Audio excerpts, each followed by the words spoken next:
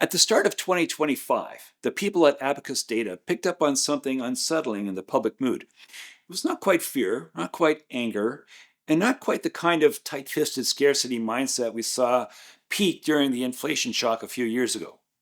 It felt different, and it came from a specific political moment. Donald Trump relentlessly mused about Canada drifting toward becoming the 51st state in early 2025. Those comments landed in a Canada already stretched thin by rising costs, global uncertainty, and a sense that the ground beneath us had begun to shift. In that moment, something clicked.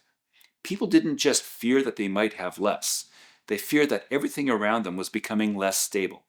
Abacus referred to it as a shift from scarcity to precarity.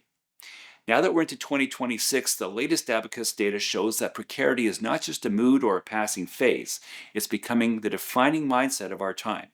Levels of anxiety have remained unusually elevated and remarkably durable. Five distinct groups tell the story.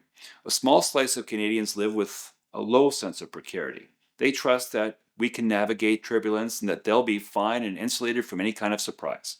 A larger group sits in mild perceived precarity. They see the pressures around them, but they feel confident in their ability to adapt. Those are the cohorts that many of my fellow advisors work with.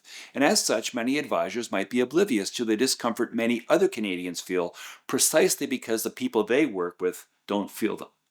Then comes the middle, a full 36% of Canadians. They feel regular anxiety about the future, even if they haven't plunged themselves into a crisis. After them are the high precarity group at 31%, and then the extreme precarity group at 12%. That final segment is mortified. They fear that disruptions in the economy or their community or the climate could upend their lives entirely. They don't imagine risk of the abstract. For them, it feels imminent. Put that together, and you end up with nearly half the country living in high or extreme perceived precarity as we close 2025 and enter into 2026. This is not a blip in the data. It is a redefinition of the national emotional baseline. Some patterns stand out. Younger Canadians are the most vulnerable to precarity, particularly those who are between the ages of 18 and 44. Women continue to report higher levels of strain than men. Lower income households feel the sharpest edge of instability. But even households earning more than $100,000 a year are showing elevated stress. Income still matters, but it no longer reliably protects people from uncertainty.